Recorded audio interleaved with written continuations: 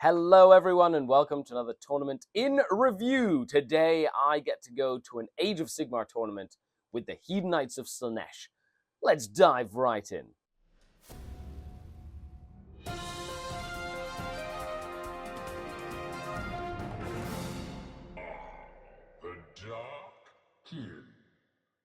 So today what I'm going to do is I'm taking the Hedonites of Slaanesh down to a AOS tournament at 10th Planet Games in Mississauga, and I'm going to be running this awesome list, which I'm really excited about, so stay tuned. Let's go over the list, then go and play 4 rounds of Age of Sigmar. Then I'm going to come back to the studio, I'm going to break it all down, I'm going to tell you what I learned and what I will change for the next time I play, and I hope you learn some stuff too as I go to my first Age of Sigmar tournament ever.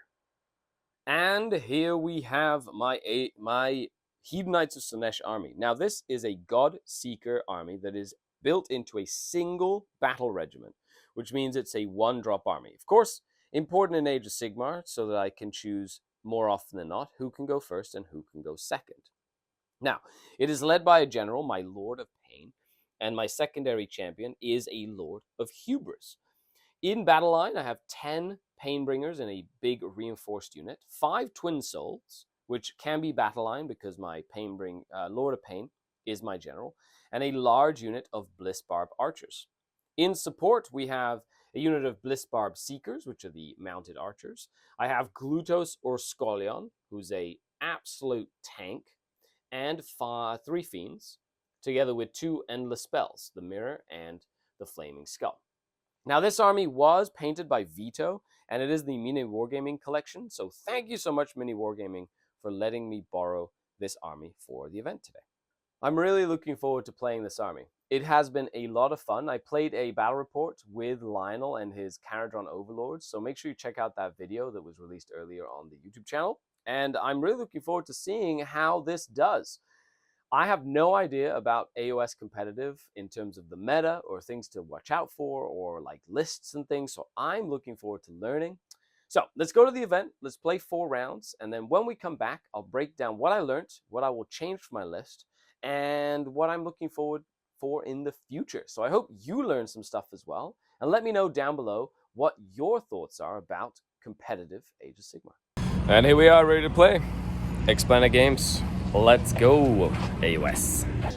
And here we are on round 1. I'm playing against Tzeentch with an allied big Gargant guy. I'm gonna activate this, by the way. Okay. So that one will be activated. Other than that, I'm playing the Hedonites of Slaanesh. There's no secondaries in AOS, which means I don't have to pick secondaries. It's just picking your battle tactics and stuff. But the mission is Prize of Galette, which is 5 objectives on the board. And in AOS, you hold them within 6 inches, which is like really far. And then from there, you essentially try and capture the objectives that are like active, because only 1 is active per turn, essentially, per battle round. So that's going to be really cool. So let's see how this goes. First tournament game of AOS ever. And that is game. So we did get 19 to 19, but he got more battle tactics than I did, 1 more. So he does get a minor win, which is a shame, as I fought my heart tooth and nail. Actually, the priority, I didn't win the priority 1 time. Any 1 time I win the priority, this game flips on its head. It was very good game. Other than that, lots of mortal wounds. He just has this. This model here that was original in his army. Everything else was summoned. So 2 full Lords of Change and an extra thing. Couple of mistakes that I made. Very interesting game. Lots of mortal wound damage output. Cannot wait for game number 2. Game number 2, playing against Bone Reapers. Thank you, Luca, for all the practice. It was 1 drop each, so I had to deploy my army first. I had to deploy my army second, so I got made to go first. So I decided to see what happens if I go all out. Let's see what happens. It'll be interesting. And with that, yeah, that's it. It's on to the bottom of turn 1, and it's in the presence of idols is the mission, if anybody's wondering. End of the game. As you can see, the Hedonites are dead. However, I did hold on to the priority again, all 5 rounds, which was crazy. And then I did lose this game, 21 points to 24 points. At the end, I just didn't have enough to score any of the points. So, and then the Bone Reapers were able to get all their points and do good on all of their grand strategies. They like played okay at the beginning, but they just kept the momentum going. And it was very hard for me. There was a big combat in the middle. I lost way too much too quickly. So with that, 1 draw, 1 loss. On to round number 3. Round number 3, I get to play against the trees. That's right. Look at that. Beautiful ice trees in the desert. But they really look amazing. This painted really nice. Just that, we've deployed. I chose for my opponent to go first. So we'll see what it is. We are playing only the worthy, which essentially allows you to get your... You basically can only use characters to contest objectives, basically, if there are other characters, like Galician champions nearby. She has 2, I have 2, so it's going to be pretty intense. So we'll see how this goes. There's Durthu and some side guys. I've played all that stuff, and that is dangerous, especially this little dude back here.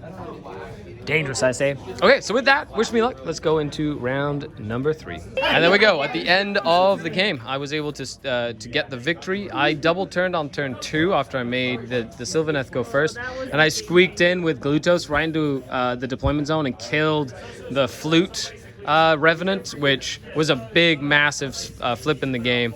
And then I was able to hold on. These archers, by the way, holy moly, do they do a lot of work. I can't wait to talk about it when we get back to the studio. And last round, I get to play against Hedonites. However, this army has 50 archers to my 20. I'm feeling a little archer envy. It's more because he shoots a lot more than me. It's going to be really interesting, though. I decided to make them go first and stay out of range. So I really need to maximize on a potential double turn. And then Bellicor can make one of my units drool and do nothing. So that's going to be really interesting as well. Other than that, we'll see how it goes. I haven't ever played into the mirror, so it's going to be very, very interesting. But that's it. That's it. Last game of the day.